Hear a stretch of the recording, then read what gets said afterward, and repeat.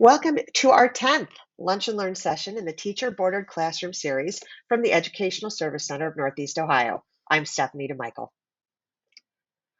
What is the Teacher Bordered Classroom exactly?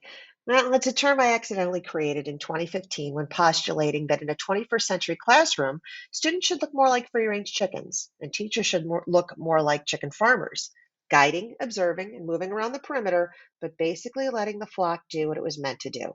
In this case, allowing students to explore learning instead of having learning being something that's done to them. Or if you prefer a sports metaphor, think about the teacher-bordered classroom this way. Does the coach carry the ball across the goal line for his players or single-handedly improve the times of her swimmers? Of course not. We all lace up our own shoes or put on our swimsuits and do the work in real life. And the same should hold true in our classrooms.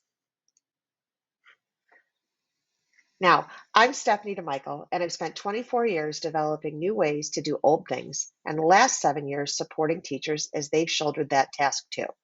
That doesn't make me an expert by any stretch of the imagination. I've simply witnessed enough teachers trying to break free of teacher-centered learning, and I've been lucky enough to help them and to learn from them. In addition to supporting teachers, I've also been keenly observing recent events that have thrown our profession into chaos, researching the questions, what worked, what didn't, and most importantly, what did we learn to do better moving forward? In 2021, this Lunch and Learn series focused on blended learning strategies, and I encourage you to visit my YouTube channel if you're interested in starting there. In 2022, however, the plan is to examine ideas successfully endorsed by educators all over this country, and that is the idea of the EduProtocol, instructional lesson frames designed to engage students in learning through critical thinking, collaboration, communication, and creativity, which perfectly aligns with the mission of creating a teacher-bordered classroom. With regard to all things EduProtocol related, I must give credit to Marlena Hebern and John Carippo, the creators and authors, and today's go-to experts. Let's get started.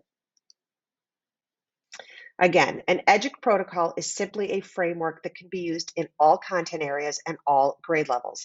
Its adaptability makes it a perfect tool to apply to your teacher-bordered classroom. This week, we'll explore the idea of the digital class book EduProtocol. Stories. We love to hear them and we love to tell them.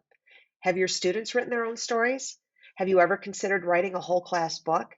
I've been lucky enough during my career to guide students through that process, including a kindergarten class book about penguins, a fifth grade class book about the Aztecs, and a sixth grade class book about math and what students learned over the course of the year.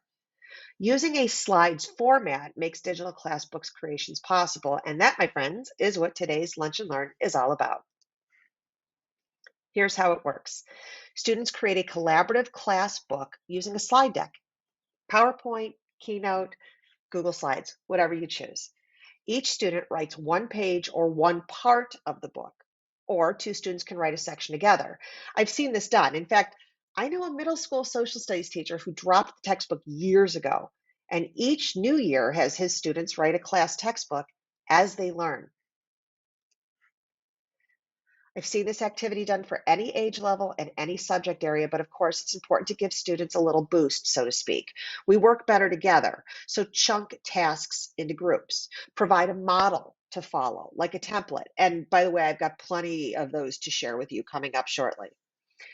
Encourage students to do their own research, but also don't forget to give them some solid resources. And finally, if the platform you use allows for it, like the speaker notes or the comment section in like Google Slides, for example, um, support constructive feedback from the class. If you teach littles, you'll want to provide even more support. Try a story stem, like from if you give a mouse a cookie, or use lines from stories that you're reading together. Let's take a look at some templates I've created for you to use in your own class. Now, here are some templates I've made for various content areas, and you feel free to customize them in any way you see fit. And you can see it's just a simple Google slide. So, for example, by the way, I want to give full credit to Canva for these backgrounds. I simply go into Canva, I find some interesting backgrounds that I like, I download them and upload them as the background to my slides. So if you're an art teacher, why not have your students create a digital class book about their favorite artists? Um, or have them act as docents for an art movement or an era, or have a collection of student work or a gallery walk. So this is just that front slide for the template. The next slide is where you teachers would go ahead and add the starter prompt or question and then directions for the students. And then the third slide, which you can duplicate as many times as you need for as many students or student groups as you have, would go here. And students would feel free to insert their topic, their title, their question, their answer, whatever here. Insert text and explanation here. Um, and then here is where they would replace this image with a photo, a video, an image, or a GIF. And again, you just duplicate the slide for as many students as you have. Here's one I've created for an ELA classroom for a digital class book. You could use it for a fiction class book if your students want to write their own book. You could do it for lit circles. You could have students discuss an author, the life of an author, anything that you can come up with. Same thing, you've got your direction slide, and then you duplicate the third slide as many times as necessary for your students. Here's an example of an elementary digital class book that I've created. It's cute and fun. Here's an example of a math digital class book that I've created. So again, you could have students explain a math concept, do some math tutorials for the rest of the class. I've seen that done, very highly popular.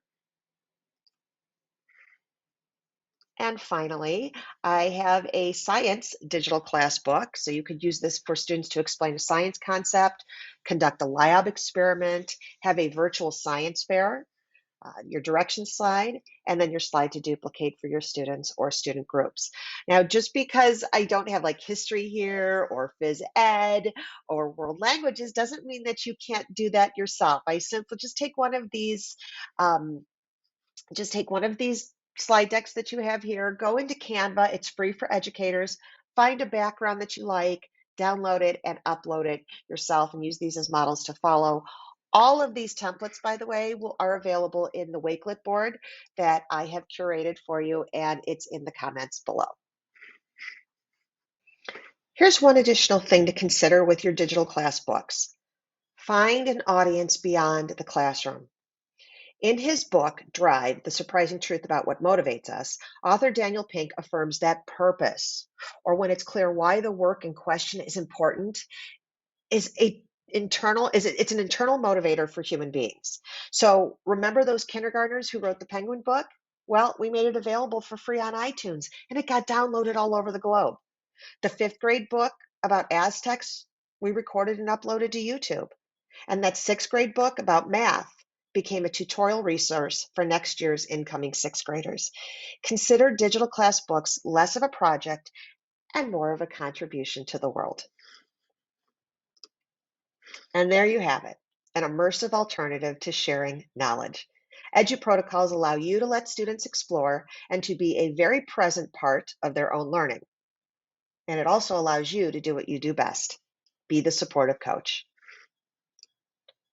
And because this is a lunch and learn, I like to share out lunch ideas for teachers that are healthy and easy. I love meal prep, and this taco salad mason jar recipe is what I'm currently enjoying this week. Taco Tuesday all week long. The link to this is also in the Wakelet board down below in the comments. And finally, if you need anything, and I do mean anything, that first link will connect you with all my socials, so feel free to reach out. I offer free online coaching and a ton of other micro PD for educators. So share this video, why not at your next faculty meeting, or have lunch with your colleagues and watch it. The second link connects you to my Wakelet board with the links to the things we discussed today, including those 5 customizable digital class book EduProtocol templates. Please share them far and wide too. I'm always here to help. I'm Stephanie DeMichael. It's been an absolute pleasure to be here with you for this week's Lunch and Learn. Good luck with your teacher-boarded classroom.